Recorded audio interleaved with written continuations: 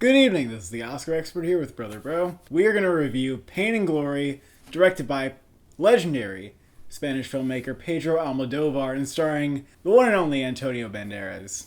The movie is about Antonio Banderas playing a version of Pedro Almodovar who is suffering several ailments. They cause him to be unable to perform his directing work, so he's just sitting around his house being very lonely. Basically is just trapped in like the echo chamber of his own memories. There's a lot of flashbacks to his childhood. Yeah, it's just kind of a wayward movie. Not necessarily in a bad way, Cole, but seems to kind of jump around between different elements in his life. For me, that actually created like a disconnect from the story. I couldn't identify with a theme in the movie. I couldn't see how like this conflict with this person in his life, this conflict with this person were like relating in any way. I didn't know why the director was choosing to tell these parts of his life because I didn't find any like particular one significant. I could see some of the chapters in this movie are really captivating to me. Other ones I didn't understand really why they were in the movie. So a lot of it I felt like, I was a little bit lost. I didn't understand like the point of these memories are, why he's hung up on them, how he's necessarily able to overcome them was vague. It wasn't not there, but it seemed a little bit vague. The movie to me felt like it was a compilation of nostalgia for the past and these different stories that didn't really know what it wanted to be about overall. Felt like these are kind of boring events. It didn't make his life seem that interesting to me. I didn't understand what all there is to love about this movie. I thought it was well made, but not exceptionally well made.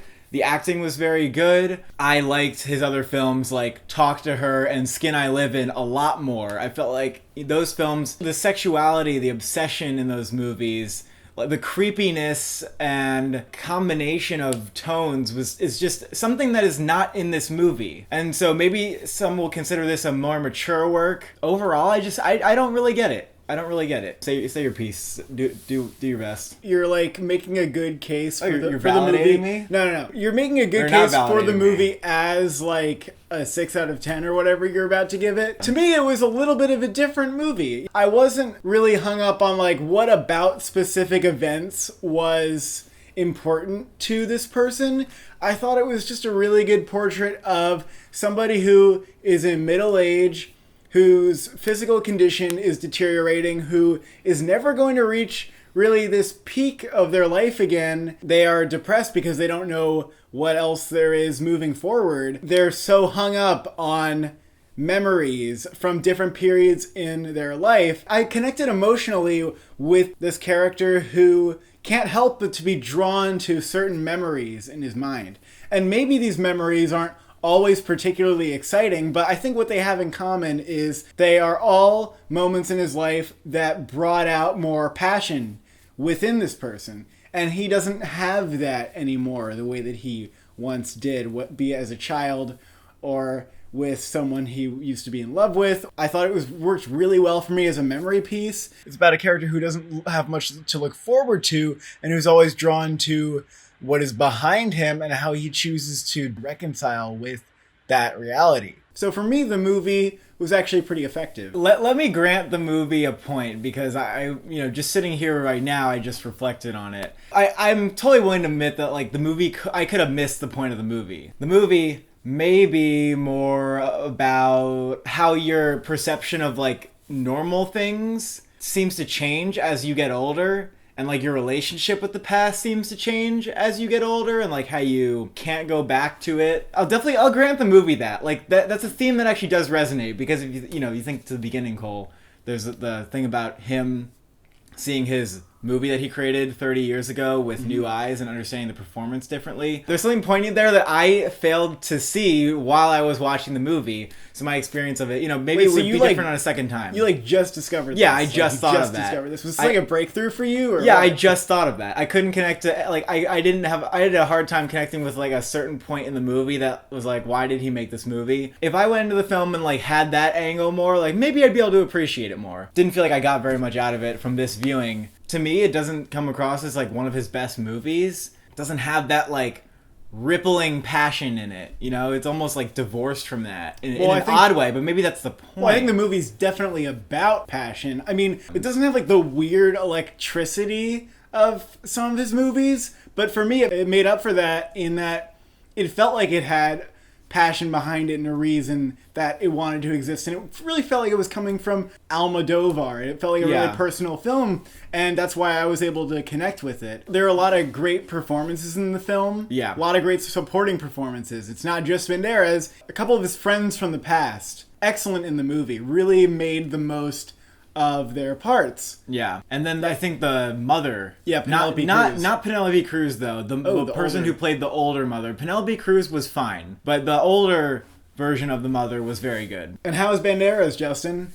Oh, I mean, Banderas is great. He's giving a different performance where you see like his internal struggle kind of like all the time. Yeah. And he's really stays in that. Like he does feel like he's really inhabiting the, you know, skin of this character. It's a subtle performance. It's not a big showy thing where he gets an Oscar scene. You could but I maybe think find his an Oscar best scene scene, in I think there. his best scene was when he reunites with the friend, and you can see like in his eyes like all the acting is there and he's mostly just listening. It just definitely shows him to be a masterful actor. And this is a performance that we haven't really seen from Antonio Banderas. He's so great at like conveying the emptiness that the protagonist feels and that sadness, but you can always see that little glimmer behind his eyes. He's reminiscing, or there's like something there that wants to get out, and Antonio Banderas genuinely brought that to this character. So in that way, he gave a great subtle performance, and he's getting a lot of Oscar buzz. Do we think he's going to get nominated? I think it would be deserving. But because of the competition, I think he's like a number 6 right now, because I don't see him beating, we're going to list them, Driver, Phoenix, De Niro, DiCaprio, and Jonathan Pryce. Don't see him beating any of those 5, unfortunately. He could sneak in if someone's snubbed for sure. They have this tendency to kick out like someone who you think is going to be a lock and nominate, you know, a Banderas. You know, who saw 2 Days, One Night with Marion Cotillard? I saw it. But I didn't know the awards voters were paying attention to that movie. Who was watching At Eternity's Gate? And that gets nominated, but it's really difficult to see. And right now, I probably wouldn't have him in my top 5. But Number 6. At the same time, he seems like he might be as likely as, you know, anyone else. As for some of the screenplay, director, even picture hype, I just don't really think this movie's getting. I don't think those the movie's nominations. accessible. It's one of his least accessible. I don't movies, agree with in my that. opinion. I found it entertaining, and I felt like the audience was probably on board. It doesn't seem to abide by like the regular motivations and plot that a normal movie would. It doesn't feel like it's driving in that way. It's for sure a film that keeps shifting like where it's going. For me, I was kind of, I was on for the ride, and I was like, oh, we're going over here now, like, that's kind of cool with me. And I was emotionally invested. I mean, there are scenes that I thought were really good and scenes that I didn't think did that much. I was mixed on it. Certain chapters I really liked, and some, like, mainly the flashbacks with his mother didn't really go anywhere for me, except for the scene with the helper. I could watch it again. I could feel differently. I could realize new things. On the first viewing, it did come off like a memory piece where the memories just aren't that interesting. I'm gonna go with a 6. For me, I thought the movie was more captivating, and I related to it in terms of like what it feels like to go through your memories, and maybe what it means when it feels like your memories are calling on you to remember them, and you gotta take that in. And I will give it a 9 out of 10. It's maybe not a movie that in like 3 years I will still be thinking about, but I thought it was really great. Thank you for watching. Thank you for subscribing. What memory is eating away at you?